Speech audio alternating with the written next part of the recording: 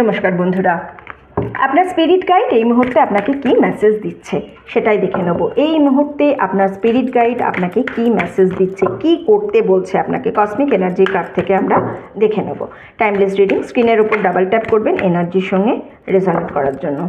Inspiration is everywhere, ঠিক আছে না? ক্যাপচার ইউর আইডিয়াস, নিজের আইডিয়ার উপর একটু কাজ করুন। ইন্সপিরেশন দরকার, সব জায়গায় আছে, নিজের আইডিয়ার উপর একটু কাজ করতে বলছে। উইজডম, আচ্ছা ঠিক আছে। Intuition and collaboration, okay. Bottom of the deck আমার কাছে আছে কমিউনিকেশন।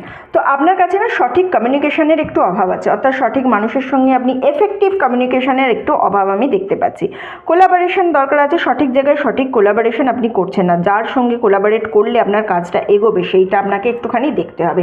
ইন্সপিরেশনের কার্ড কেন এসছে? সব জায়গায় ইন্সপিরেশন আছে।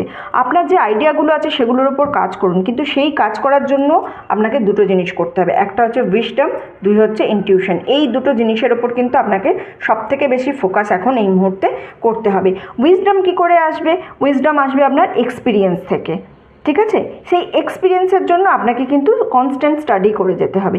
আর ইনটিউশন, আপনার ইনটিউশনের ওপর কিন্তু আপনি ফোকাস করুন। নিজের ইনটিউশন, আপনি বুঝতে পারছেন এইটা হতে পারে, এটা হতে না পারে, কিন্তু তা সত্ত্বেও আপনি যেন সেইটার ওপর সঠিকভাবে কাজ করছেন না। তো ইনটিউশনের ওপর কিন্তু আপনাকে সঠিকভাবে ফোকাস করতে হবে। যদি আপনি ইনটিউশনের ওপর ফোকাস না করেন তাহলে আপনাকে মানে অলক্ষ্যে ইউনিভার্স তো বলবে এটা তোমার করা উচিত, এটা তোমার করা উচিত নয়, কিন্তু আপনি সেইটার উপর একদম ফোকাস না করার জন্য সেই জিনিসটা কিন্তু ধীরে ধীরে মিস করতে শুরু করে দেবেন।